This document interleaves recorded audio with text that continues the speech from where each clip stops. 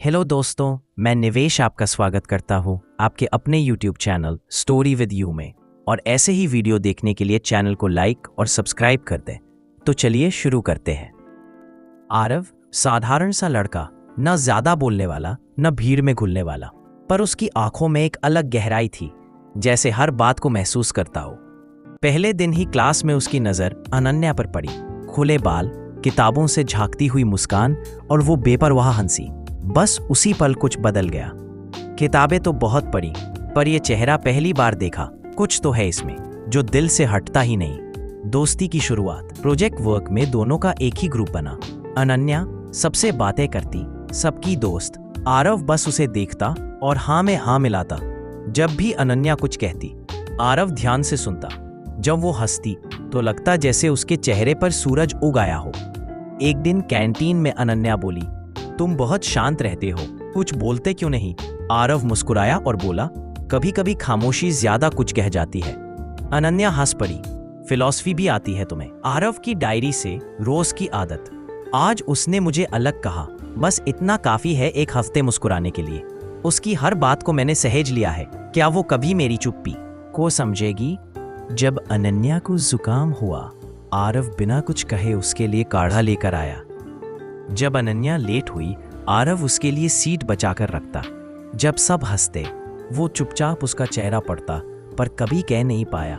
शब्दों से डर लगता है, क्या पता एक ना मेरी पूरी दुनिया छीन ले। College festival. Class dance performance में दोनों पार्टनर बने। रिहर्सल के दौरान एक पल ऐसा आया जब अनन्या का हाथ आरव के हाथ में था, थोड़ी देर ज्यादा। अनन्या ने पूछा, आरव तुम्हें कभी किसी से प्यार हुआ है? आरव चौंक गया, दिल तेज धड़कने लगा, पर होठों से निकला, नहीं, ऐसा कुछ नहीं। अनन्या हंसी, झूठ बोलते हो, तुम्हारी आंखें कुछ और कहती हैं। डांस रिहर्सल के बाद कुछ पल दोनों चुप रहे। आरव ने पहली बार इतनी देर तक अनन्या की आंखों में देखा और डर गया, कहीं ये पल टूट न जाए। मन में बहुत कुछ था, पर जुबान अब भी सहमी थी। कुछ दिन बाद कॉलेज की फाइनल एग्जाम नजदीक थे। सब पढ़ाई में बिजी हो गए, लेकिन आरव की डायरी अब और गहराई से भरती जा रही थी। अब वो कुछ ज्यादा थकी थकी लगती है, शायद पढ़ाई का बोझ है। पर काश मैं उसे बता पाता। मैं उसके थकने से ज्यादा खुद टूट रहा हूं, चुप रहने से। एक शाम लाइब्रेरी को बाहर अनन्या अकेली बैठी थी, हाथ में कॉफी और आंखों में उदासी। आरव पास गया और हल्की मुस्कान के साथ पूछा, आज हंसी नहीं आई?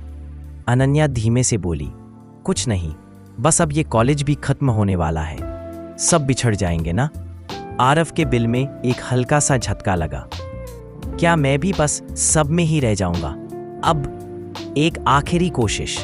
आरव ने तय किया कि फेयरवेल वाले दिन वो उसे सब कुछ कहेगा। उसने अनन्या के लिए एक छोटा सा खत लिखा। खत में लिखा था, मैंने तुझे हर रोज देखा, तेरी बातों में खुद को पाया। तू हंसती रही और मैं चुपचाप मुस्कुराता रहा। मैंने तुझे पसंद नहीं किया, मैं तुझसे मोहब्बत करने लगा हूं। और अगर तू अब भी मुस्कुरा रही है तो शायद मेरा जवाब हाँ है। तेरा आरव, जो कभी कुछ कह नहीं पाया। फेयरवेल की शाम आरव तैयार होकर आया, हाथ में खत, दिल में तूफान। वो पूरे हॉल में अनन्या को ढूंढता रहा, पर वो नहीं दिखी। दोस्तों ने बताया, अनन्या आज नहीं आई, शायद बाहर गई है किसी काम से। आरव वहीं बैठ गया, शांत। फिर से वही चुप्पी। खत उसकी जेब में ही रह गया। एक और दिन टल गया। अब क्या आरव फिर कभी अनन्या से मिल पाएगा? क्या ये लव स्टोरी अनकही ही रह जाएगी? इसके आगे की कहानी सुनने के लिए चैनल को लाइक और सब्सक्राइब करें।